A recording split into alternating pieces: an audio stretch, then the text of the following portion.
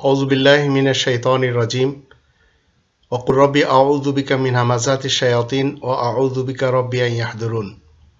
সম্মানিত দর্শক এবং শ্রোতাবৃন্দ, আপনাদের সকলকে জানাই আসসালামু আলাইকুম ওয়া রাহমাতুল্লাহ।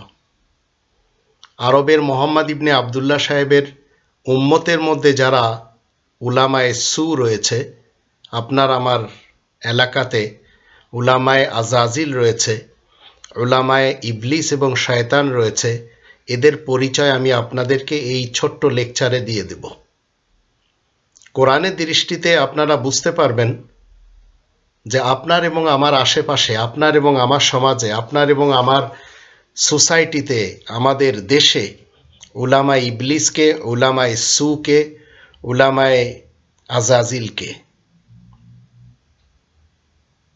এর পূর্বে আমি আপনাদের সকলকে বলতে চাই, আমি আপনাদের অধিকদের চোখে অবশ্যই বেশি খারাপ মানুষ, কারণ আমি আরবের বিশেষ একটি মূর্তির, একটি শয়তান এবং একটি ইবলিসের কর্মকে তুলে ধরছি। যারা বুঝবে তারা পাবে বুঝপাতা, আর যারা বুঝবে না তারা পাবে তেজপাতা। আপনার জীবনে যদি সঠিক বুঝ কোরআন থেকে না নিতে পারেন, আর যে আপনাদেরকে সঠিক বুঝতে দিচ্ছে, সঠিক বোঝানোর জন্য বুঝ প্রদান করছে, সেটি যদি আপনারা ধারণ না করতে পারেন, তাহলে আপনারা অবশ্যই ওই লোকটিকে খারাপ জানবেন, গালি দিবেন, যে লোকটি এই কোরআনের মাধ্যম দিয়ে আপনাদেরকে বুঝ প্রদান করছে। আপনাকে আমাকে জানতে হবে, পৃথিবীতে কখনো সকলের চোখে একজন মানুষ ভালো থাকতে পারে না। আমি যতই ভালো থাকার চেষ্টা করি না কেন, আপনাদের চোখে ভালো হতে পারবো না, কারণ ভালো হতে গেলে, দর্শকদের চোখে ভালো হতে গেলে তাকে ধান্দাবাজ হতে হয়।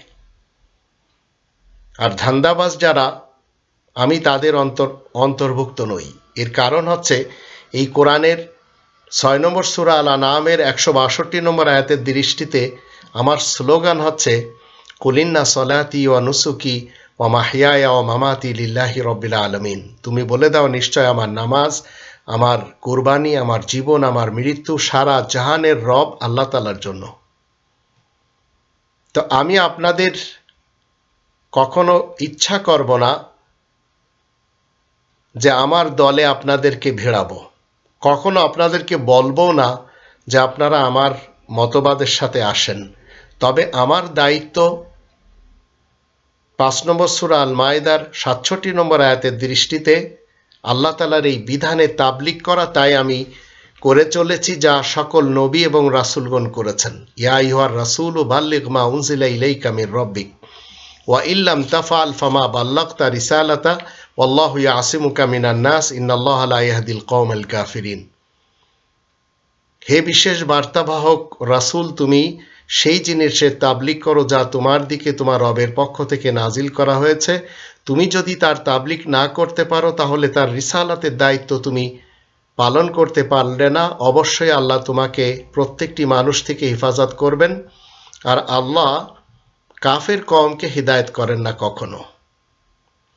আমি আপনাদের সামনে উলামায়ে সু, উলামায়ে ইবলিস, উলামায়ে শয়তান এবং উলামায়ে আজাজিলদের সন্ধান কেন দিব? কারণ আমি যে লাইনে পড়েছি, আমার জীবনের বিশেষ 1.5 যুগ কওমি মাদ্রাসাতে পড়েছি। যা কিছু তাদের কাছ থেকে আমি শিখেছি, তারা সবাই আমাকে শিখিয়েছে কোরআন বিরোধী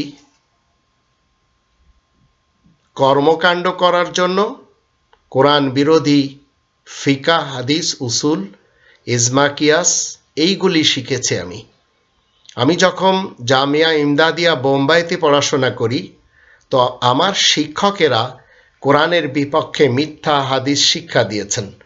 সেই শিক্ষকদের মধ্যে ছিলেন মুফতি আব্বাস কাসমি, গুলাম রাসুল কাসমি, আজিজুর রহমান ফতেপুরি, বদরুদ্দিন কাসমি, উল্লেখযোগ্য ইনারা, আরও অনেকেই ছিলেন।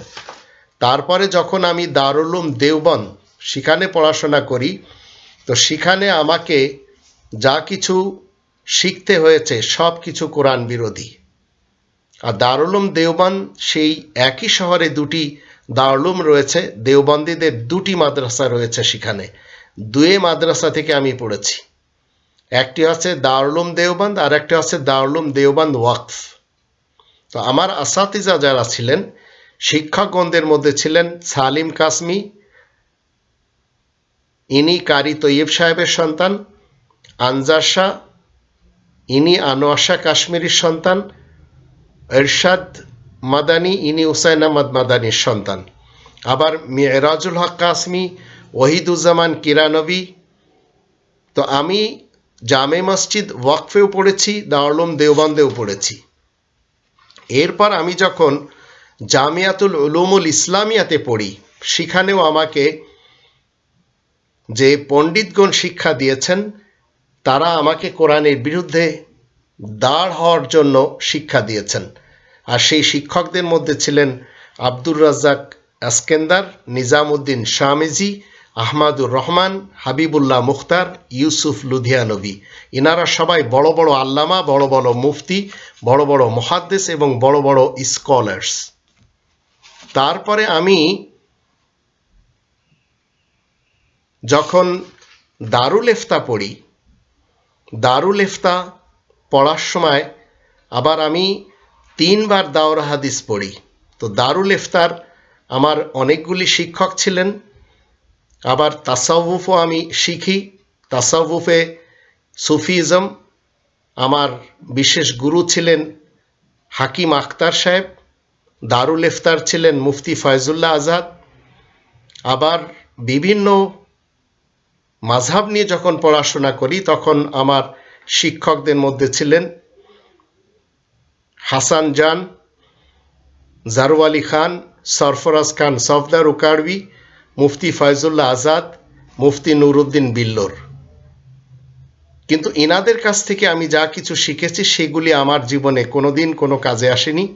ইনারা মূলত আমাকে শিক্ষা দিয়েছেন কিভাবে পেট চালানোর ধান্দা করে আমাকে জীবন কাটাতে হবে, মানুষকে আমার আওতাধীন রেখে, মানুষকে বশ করে আমি আমার জীবন কাটাবো। এইগুলি আমার শিখতে হয়েছে ইনাদের কাছ থেকে। 6 নম্বর সূরা আল আনআমের 153 নম্বর আয়াতে আল্লাহ রাব্বুল আলামিন বলে দিয়েছেন, ওয়ান্না হাযা সিরাতি মুস্তাকিমান ফাত্তাবিউহু ওয়ালা তাত্তাবিউস সুবুলা ফাতাফাররাকা বিকুম আন সাবিলি যালিকুম ওয়াসাকুম বিহি লাআল্লাকুম তাত্তাকুন। আর এই কোরআনই তো হচ্ছে আমার পথ, যা নাকি সোজা, সুতরাং তোমরা তাই অনুসরণ করো, তোমরা নানান পথে যাবে না মোটেই, নইলে তোমরা আল্লাহ তাআলার পথ থেকেই তো বিচ্ছিন্ন হয়ে পড়বে। তোমাদেরকে এসব ব্যাপারে তাকিদ করেছেন যেন তোমরা মুত্তাকি হতে পারো। আবার যখন জামিয়া ইসলামিয়া বিল মদিনাতিল মুনাওয়ারাতে আমি সেখানকার সার্টিফিকেট অর্জন করি, দাওরায়ে তাদরিব পড়ি, তখন ডাক্তার আলী সবচেয়ে আমার কাছের শিক্ষক ছিলেন। আবার পিএইচডি করার সময় জামিয়া আল আজহারে সবচেয়ে কাছের যিনি আমার শিক্ষক ছিলেন, তিনি ছিলেন এমন একজন ব্যক্তি, যে ব্যক্তি উলামায়ে আজহারের ভিতরে একজন খুব বেশি নামি দামি ছিলেন, মোহাম্মদ হাসান আল আজমি মিন উলামা ইল আজহার। তো এখন আল্লাহ তাআলার ইসলামী কিংডমে কোরআনের শত্রু যারা, এই শত্রুরাই হচ্ছে সবচেয়ে বেশি মোল্লা গোষ্ঠী। এদের মধ্যে মুফতি, পীর, মুহাদ্দিস, শেখুল হাদিস, বক্তা, হুজুর কিবলা, মুহতামিম, এই টাইপের লোকেরাই বেশি আমরা দেখতে পাই। তো কোরআনের শত্রুরাই মানে মোল্লাদের হাদিস, আর সেই হাদিসি মতবাদকে তারা ইসলাম মনে করে। তাই তারা সবসময় মুর্দা হয়ে জিন্দাবাদের স্লোগান লাগায়। যেখানে সেখানে এদের কোথাও আপনারা কোনো ফাংশন যদি দেখবেন এরা আল্লাহু আকবার আর জিন্দাবাদের স্লোগান লাগাবে। 6 নম্বর সূরা আল আনআমের 122 নম্বর আয়াত যদি আমরা দেখি, তাহলে সেখান থেকে আমরা দেখতে পাবো এই উলামায়ে সু, উলামায়ে ইবলিস, উলামায়ে আজাজিল এবং উলামায়ে শয়তান, এদের কাজ কি? আল্লাহ বলেন, আওয়ামান কায়না মাইতান ফাআহইয়াইনাহু ওয়া জাআলনা লাহু নূরান ইয়ামশি বিহি ফিন-নাস কামা মাসালুহু ফিয-যুলুমাত লাইসা বিখারিজিম মিনহা কাযালিকা যুয়্যিনা লিল কাফিরিনা মা কানু ইয়ামালুন। তাই তো যে ব্যক্তি আধ্যাত্মিকভাবে মৃত থাকে তাকে জগতে জীবিত থেকে চলার জন্য আমি আলোর ব্যবস্থা করে দিয়েছি, যা নিয়ে সে লোকজনের মধ্যে চলাফেরা করতে পারে। সে কি তেমন লোকের মতোই হতে পারে যে নাকি ঘন ঘোর অন্ধকারের মধ্যেই পড়ে থাকে? এই উলামায়ে সু ইরা ঘন ঘোর অন্ধকারের মধ্যে পড়ে থাকে সবসময়, যেখান থেকে সে আর বেরিয়ে আসতে পারে না।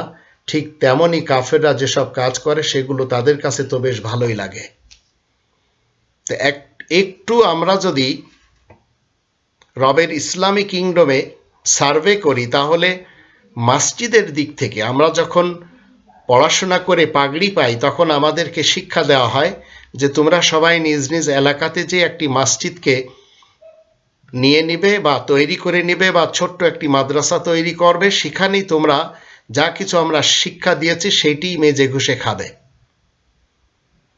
তো এই মসজিদগুলি যদি আমরা দেখি, এই মসজিদগুলি হচ্ছে এই মুসলমান শিয়া সুন্নি সালাফিদের কবজায়। এদের যারা স্কলার্স রয়েছে, আমাদের দেশে রয়েছে 3 লক্ষ মসজিদ। চায়নাতে যদি আমরা দেখি সেখানে 39,000 মসজিদ রয়েছে। মরক্কোতে যদি দেখি সেখানে 41,000 মসজিদ রয়েছে। তুর্কিতে যদি দেখি সেখানে 82,000 মসজিদ রয়েছে। আর সৌদি আরবে যদি দেখি সেখানে 94,000 মসজিদ রয়েছে। আর যদি মিশরে দেখি সেখানে 1,08,000 মসজিদ রয়েছে। আর পাকিস্তানে রয়েছে 20 লক্ষ মসজিদ।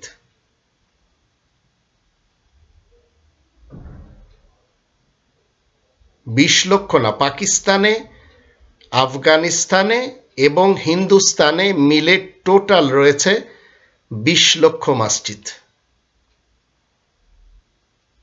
আর ইন্দোনেশিয়াতে রয়েছে 8 লক্ষ মসজিদ। আর বাংলাদেশে রয়েছে 3 লক্ষ মসজিদ। এই সব মসজিদগুলিতে যারা মোহাম্মদ ইবনে আবদুল্লাহ সাহেবের উম্মত হওয়ার দাবিদার, এরাই কবজা করে বসে আছে। তো উম্মতে মুসলিমা আলাদা জিনিস, আর মোহাম্মদ ইবনে আবদুল্লাহ সাহেবের উম্মত আলাদা জিনিস। উম্মতে মুসলিমা হতে হলে আপনাকে এই কোরআনের 19 জন নবীদের ইক্তেদা করতে হবে। আর সেই 19 জন নবী হলেন ইব্রাহিম, ইসহাক, ইয়াকুব, নূহ, দাউদ, সুলাইমান, আইয়ুব, ইউসুফ, মুসা, হারুন, জাকারিয়া, ইয়াহইয়া, ঈসা, ইলিয়াস, আলিয়াসা, ইসমাইল, ইউনুস, লূত, ইদ্রিস। এই 19 জন নবীদের ইক্তেদা করতে হবে। এটি আমরা যদি কোরআনের 6 নম্বর সূরা আল আনআমের 82 থেকে 89 আর 19 নম্বর সূরা মারিয়ামের 56 নম্বর আয়াত, আবার 6 নম্বর সূরা আল আনআমের 90 নম্বর আয়াতে দেখি, সেখানে আল্লাহ বলেই দিয়েছেন, উলাইকাল্লাযীনা হাদাল্লাহ ফাবিহুদাহুম ইক্তাদি। এদের সকলকে আল্লাহ তাআলা হিদায়াত করেছেন, তাই এদের হিদায়াতের ইক্তেদা তুমি করো। তো উলামায়ে সু, উলামায়ে ইবলিস, উলামায়ে আজাজিল, উলামায়ে শয়তান বাংলাদেশে কারা? আমি বাংলা ভাষায় আপনাদের সামনে বলছি, তাই আপনাদেরকে চিনতে হবে আপনার দেশের উলামায়ে সু কারা। এই কোরআনের 36 নম্বর সূরা ইয়াসিনের 21 নম্বর আয়াতে আল্লাহ বলেন, ইত্তাবিউ মা লা ইয়াসআলুকুম আজরান ওয়া হুম মুহতাদুন। তোমরা সবাই ইত্তেবা করবে ওই ব্যক্তির যে তোমাদের কাছে কোনো পয়সা চাচ্ছে না। এমত অবস্থায় তারা হিদায়াতের উপরে রয়েছে। তো হিদায়াতের উপরে যারা থাকবে তারা কখনো টাকা চাইবে না, টাকার বিনিময়ে তারা ওয়াজ করবে না, টাকার বিনিময়ে তারা এই কোরআন শোনাবে না, পড়াবে না, শেখাবে না, এটা কনফার্ম। তো আমাদের দেশে যারা টাকা নিয়ে ওয়াজ মাহফিল করে এরা সবাই উলামায়ে সু, উলামায়ে আজাজিল, উলামায়ে ইবলিস, উলামায়ে শয়তান।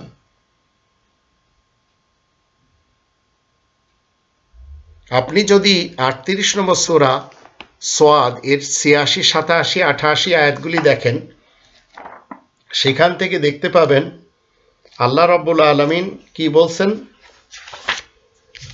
কুল মা আসআলুকুম আলাইহি মিন আজরিন ওয়া মা আনা মিনাল মুতাকাল্লিফিন ইন হুয়া ইল্লা যিকরুল লিল আলামিন ওয়া লা তা'লামুন্না নাবাহু বা'দা হিন। তুমি বলে দাও, আমি তো আর এই কোরআনের জন্য তোমাদের কাছে কোনো পারিশ্রমিক দাবি করছি না, আর আমি নিজের পক্ষ থেকে বানিয়েও কোনো কিছু বলছি না। নিশ্চয় এই কোরআন সারা জাহানের জন্য সুমহান উপদেশ হিসেবে পাঠানো হয়েছে, আর কিছুক্ষণ পরেই তোমরা তার অবস্থা বিস্তারিতভাবে জানতে পারবে। তো এই কোরআন শোনানোর পর যদি কেউ টাকা নেয়, চুক্তি করে নেয়, তাহলে মনে করবেন সে উলামা ইবলিস। কারণ এই উলামা ইবলিস এরা সবসময় কি করে, নিজেদের পেটে আগুন ভরে। ২ নম্বর সূরা আল বাকারার ১৭৪, ১৭৫ আয়াত দুটি থেকে আসুন আমরা একটু জেনে নিই আল্লাহ রাব্বুল আলামিন কি বলছেন।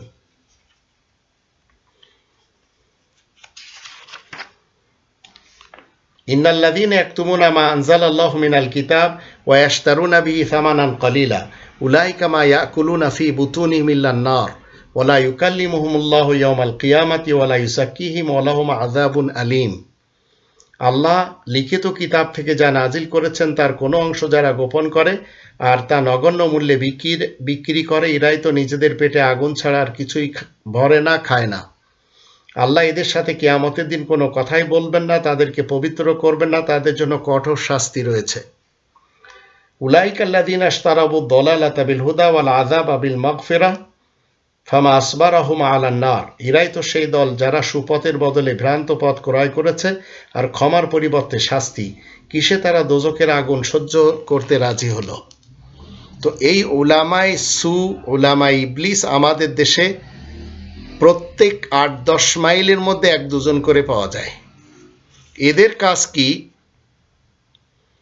এই শিয়া সুন্নি সালাফিদের মধ্যেই আমরা দেখতে পাই, এরা নিজ নিজ জায়গায় নিজ নিজ উলামা সমাজকে বলে ওরাই নাকি উলামায়ে রব্বানি। আর এদের বিপরীত যারা চরমনার ভক্ত, তারা বলবে তাদের উলামা হচ্ছে উলামায়ে হক, বাকিরা সব উলামায়ে সু।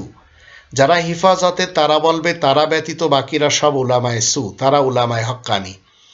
এইভাবে তরিকতের, এইভাবে অন্যান্য পীর, অন্যান্য সমাজ যারা রয়েছে, ঠিক এইভাবে তারা সবাই নিজেদেরকে বলছে তারা উলামায়ে হক্কানি, বাকিরা সবাই উলামায়ে সু, উলামায়ে ইবলিস, উলামায়ে শয়তান, উলামায়ে আজাজিল। মনে রাখবেন, যারা দ্বীনি ক্যারিয়ারে এসে, দ্বীন ইসলামের ক্যারিয়ারে এসে অর্থের মালিক হয়েছে, ওরাই হচ্ছে ইবলিস উলামা, ওরাই হচ্ছে আজাজিল উলামা, ওরাই হচ্ছে উলামায়ে সু। হোক সে পীর, হোক সে মুহতামিম, হোক সে মুফতি, হোক সে বক্তা, হোক সে জামানার ইমাম, হোক সে শেখ কিংবা ইমাম, এরা সবাই দ্বীন ইসলামের ব্যাপারী। এরা দ্বীন ইসলামের ঠিকাদার হয়ে কোরআনচ্যুত করে মানুষকে, আর নিজেদের অধীনস্থ করে তাদের মুরিদদের কাছ থেকে এরা টাকা পয়সা ইনকাম করে জীবন কাটায় এবং নিজেদের কাছে থাকে গচ্ছিত টাকা পয়সা। তো উলামায়ে সু বলেন, উলামায়ে আজাজিল বলেন, উলামায়ে ইবলিস বলেন, উলামায়ে সু বলেন, উলামায়ে শয়তান বলেন, এরা সাপ এবং বিচ্ছুর মতো কামড় দেয়। এদের পার্সোনাল চরিত্রে গালিগুলোজ, অন্যের গীবত করা, আবার দেশপ্রধান ফিরাউনের পা চাটা ছাড়া এদের আর কোনো কাজ নেই। আবার এরা সুযোগ পেলে নাৎসিদের দলে যোগ দেয়, যেমন আমাদের দেশে গণজাগরণ মঞ্চের সেই নাৎসিদের সাথে মৌলানা ফরিদউদ্দিন মাসুদ সাহেব এই নাস্তিক মৌলবী সম্পৃক্ততা ঘোষণা করে বলেছিল, আমি খুব আনন্দ পাচ্ছি এদের সাথে সম্পৃক্ত হয়ে। আবার এরা তাগুতকে মা বলে, কওমি জননী বলে, যেমন হিফাজতে ইসলাম।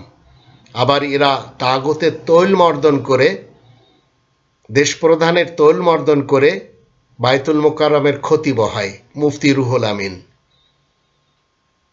আবার এরাই কেউ রয়েছে গলাবাজ, গালিবাজ, সার্কাস হুজুর, বক্তা, রকেট বক্তা, চাঁদের বক্তা, হেলিকপ্টার বক্তা, গায়ক বক্তা, এরা সবাই উলামায়ে সু। এদের কাছ থেকে আপনি এদের মাহফিলে যে এদের কথা শুনে কখনো কোরআন নিয়ে আপনি বসবেন না। তো উলামায়ে আজাজিলদের কারণে দেশের মানুষ বিভিন্ন ধর্মগ্রন্থ নিয়ে ভিন্ন ভিন্ন প্ল্যাটফর্মে ব্যস্ত রয়েছে, সেগুলি নিয়ে তারা গবেষণা করে।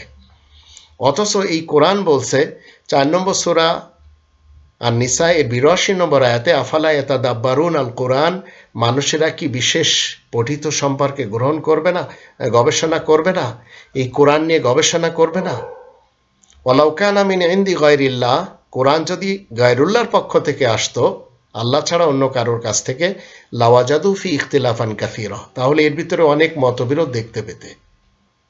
তো উলামায়ে আজাজিলদের কারণে আজ দেশের জনসাধারণ তারা এক প্ল্যাটফর্মে আসতে রাজি না, যার ফলে কি হয়, তারা ভিন্ন ভিন্ন গ্রন্থ নিয়ে ব্যস্ত থাকে, আর তাগুত তারা সংসদ কবজা করে নেয়।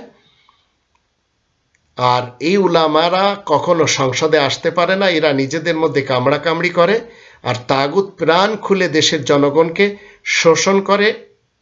এমন দেশ যদি আমরা রবের ইসলামী কিংডমে দেখি, তাহলে ইরাক, সিরিয়া, ফিলিস্তিন, সৌদি আরব, আরবের সব দেশগুলি, পাকিস্তান এবং বাংলাদেশকে দেখতে পাই। আবার মালয়েশিয়া, ব্রুনাই, আরও অন্যান্য দেশগুলিকে আমরা দেখতে পাই। এইসবের দেশগুলিতে যারা জনগণ রয়েছে, যারা শিক্ষিত সমাজ, তারা অর্থনীতি জানে না, বিচার ব্যবস্থা জানে না, সমাজনীতি বোঝার কেউ থাকে না। যারা আছে তারা সবাই ধর্মজীবীদের পিছনে চলে গেছে। আর এটি আমরা আমাদের দেশের মুসলমান শিয়া সুন্নি সালাফিদের যদি দেখি, তাদেরকে খুব সুন্দরভাবে দেখতে পাই যে এরা কোনো না কোনো হুজুরের পিছনে যেয়ে এরা সংসদে যেতে রাজি না। আর যখন এরা সংসদে যাওয়ার কথা বলে, তখন দেশপ্রধান এদেরকে জেল দিয়ে দেয়। এটির নজির আমাদের দেশটাই সবচেয়ে ভালো, আমরা 5 দশক থেকে দেখে আসছি। আর বিগত একটি যুগের বেশি থেকেই, আজ 2022 সাল, অবৈধ প্রধানমন্ত্রী মাদার অফ মাফিয়া শেখ হাসিনার পক্ষ থেকে যা 2-4 জন উলামারা একটু বলেছিল আমরা সংসদে যাব, ওদেরকে জেল দেওয়া হয়েছে, জেলে ভর্তি করে ওদের ওখানে পচাচ্ছে এই সরকার। তো উলামায়ে সুদের কারণে দেশের মানুষ বিভিন্ন ধর্মের প্ল্যাটফর্মে আলাদা আলাদা ভাবে বেটে যায়। শিয়া সুন্নি সালাফি মুসলমান যারা, এদেরকে আলাদা আলাদাভাবে বাটোয়ারার রাস্তা এটি করে দিয়ে গেছে মোহাম্মদ ইবনে আবদুল্লাহ সাহেব 1400 বছর থেকে। এর পূর্বে শিয়া মুসলমান, সুন্নি মুসলমান, সালাফি মুসলমান পৃথিবীতে ছিল না। আর মোহাম্মদ ইবনে আবদুল্লাহ সাহেব যে যন্ত্রটি তৈরি করে দিয়েছে, সেটি হচ্ছে ষড়যন্ত্র, যা সার্ভিসিং ছাড়াই উলামায়ে সুদের দ্বারা কন্টিনিউ চলে আসছে। আর 3 নম্বর সূরা আলে ইমরানের 103 নম্বর আয়াত মতে এরা কেউ শুধু কোরআনকে আঁকড়ে ধরতে রাজি না। আল্লাহ বলেন, ওয়াতাসিমু বিহাবলিল্লাহি জামিয়া ওয়ালা তাফাররাকু, তোমরা সবাই আল্লাহ তাআলার এই রজ্জু মজবুতভাবে আঁকড়ে ধরো আর বিচ্ছিন্ন হয়েও না, বিভিন্ন ফিরকা, পার্টি, মাসলাক, মাযহাবে বিভক্ত হয়ে যেও না। কিন্তু এরা তা মানে না। আর মোহাম্মদ ইবনে আবদুল্লাহ সাহেবের বানানো শিয়া সুন্নি সালাফি ধর্ম 1400 বছর থেকে, আর এই রবের ইসলাম দুনিয়ার শুরু দিন থেকে, দুনিয়ার প্রথম তারিখের প্রথম দিনের প্রথম বছর থেকে। 3 নম্বর সূরা আলে ইমরানের 19 নম্বর আয়াতে আল্লাহ বলে দিয়েছেন, ইন্না দীনা ইনদাল্লাহিল ইসলাম, আল্লাহ তাআলার কাছে শান্তির জীবন ব্যবস্থা একমাত্র গ্রহণযোগ্য। 5 নম্বর সূরা আল মাইদার 3 নম্বর আয়াতে আল্লাহ বলে দিয়েছেন, ওয়া রাদিতু লাকুমুল ইসলাম দীনা, আর আমি জীবন ব্যবস্থা হিসেবে শান্তির জীবন ব্যবস্থাকে মনোনীত করেছি। আর এই কোরআন হচ্ছে দুনিয়ার সুদিনের গ্রন্থ। 46 নম্বর সূরা আল আহকাফের 4 নম্বর আয়াতের শেষে বলা হচ্ছে, ইতুনি বি কিতাবিম মিন ক্বাবলি হাযা আও আসারাতিম মিন ইলমিন ইন কুনতুম সাদিকিন, এই কোরআনের এই লিখিত কিতাবের পূর্বে যদি কোনো কিতাব থেকে থাকে তাহলে তোমরা এনে দেখাও যদি তোমরা সত্য বলার দাবি রাখো। আর 2 নম্বর সূরা আল বাকারার 185 আয়াতের দৃষ্টিতে এটি হচ্ছে হুদাল লিন্নাস, প্রত্যেকটি মানুষকে হিদায়াত করে। মানুষ 1400 বছর থেকে এই পৃথিবীতে না। আর মসজিদুল হারাম 3 নম্বর সূরা আল ইমরানের 96 নম্বর আয়াতের দৃষ্টিতে দুনিয়ার প্রথম ঘর, প্রথম কিবলা। ইন্না আউওয়ালা বাইতিন বুদিয়া লিন্নাস, নিশ্চয় প্রথম ঘর প্রত্যেকটি মানুষের জন্য বানানো। তো 1400 বছরের নাম ভাঙ্গিয়ে রবের শান্তির রাজ্যে নাগরিকদেরকে বেকুব বানাচ্ছে উলামায়ে সু, উলামায়ে আজাজিল, উলামায়ে ইবলিস, উলামায়ে শয়তান। আর এরা সবাই সাপোর্ট পেয়েছে 1400 বছরের কোরআনের শত্রু মোহাম্মদ ইবনে আবদুল্লাহ সাহেবের পক্ষ থেকে। তো উলামায়ে ইবলিস বলেন, উলামায়ে সু বলেন, উলামায়ে আজাজিল বলেন, উলামায়ে শয়তান বলেন, আবার জামানার ইমাম বলেন অথবা বক্তা বলেন, এরা সবাই ধর্মজীবী করে খায়। এদের কাছে ধনদৌলত থাকে প্রচুর। ইবলিস সবসময় ঠকবাজ হয়, এটি আপনাকে আমাকে জানতে হবে। এরা কোরআনের দোহাই দিয়ে মানুষের পকেট মারে। এরা নিজেদের জন্য লাক্সারিয়াস লাইফ চয়ন করে নেয়। মরার পর এদের পরিত্যক্ত অগণিত দৌলত থাকে। এরা সবাই উলামায়ে সু। আর এই কোরআনের 87 নম্বর সূরা আল আলা এর 16-17 আয়াত দুটির দৃষ্টিতে বাল তুসিরুন আল হায়াত আদ দুনিয়া, বরং তোমরাই দুনিয়ার জীবনকে প্রাধান্য দিচ্ছ, উলামায়ে সু এটাই করে। ওয়াল আখিরাতু খায়রুন ওয়া আবকা, পরকাল চিরস্থায়ী এবং উৎকৃষ্ট। তো এরা কথায় কথায় কি করে, এই উলামায়ে সু কথায় কথায় কোরআনের আয়াত তো এরা জানে না, মোহাম্মদ ইবনে আবদুল্লাহ সাহেবের হাদিস ঝাড়ে। তো উলামায়ে সুদের কাছে কোটি কোটি টাকার গাড়িও থাকে। এরা দুনিয়া লোভী হয়, এরা বলৎকারও হয়, এরা জেনাখোরও হয়। উলামায়ে সুদের কাছে জমাকৃত দৌলত থাকে।